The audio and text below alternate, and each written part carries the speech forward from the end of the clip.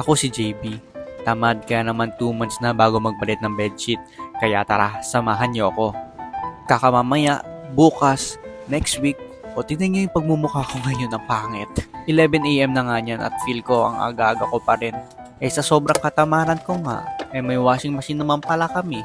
Tapos di pa ako naglalaba. Automatic na nga yan. Yung ipapasok mo na lang, tapos paglabas, okay na.